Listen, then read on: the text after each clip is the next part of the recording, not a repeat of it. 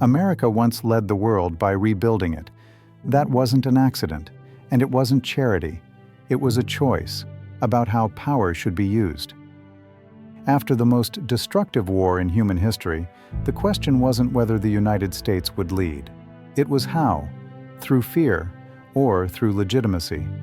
Those are not the same thing. One answer to that question comes from Thomas Hobbes. Hobbes believed the world is dangerous by nature, that people cannot be trusted, that order only exists when force imposes it. In that worldview, fear creates stability. Power comes first. Rights come later, if at all.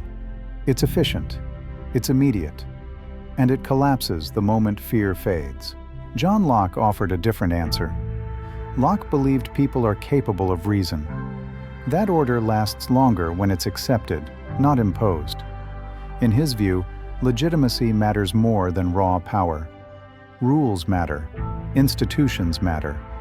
Not because leaders are virtuous, but because power must be restrained to endure. In the middle of crisis, American leadership reflected that belief.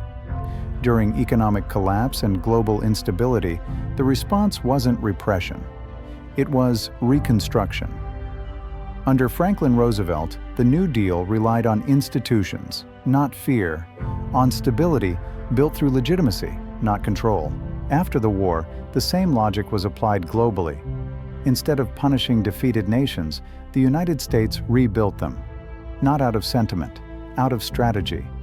Prosperous societies are stable societies, and stability reduces conflict better than force ever has. That philosophy is under strain today. Cooperation is dismissed as weakness. Alliances are treated as transactions. Legitimacy is treated as optional. This is not new.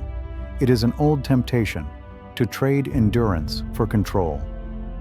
Power can compel, but legitimacy is what lasts. The world we lead is the world we create. The question is whether we remember how it was built.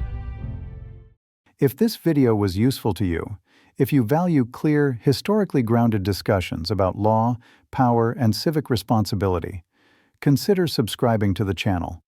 We focus on education, not outrage, context, not clicks, and ideas that matter beyond the news cycle. Subscribing helps us keep creating work like this, and it tells the platform there's an audience for serious, thoughtful content. Thanks for watching.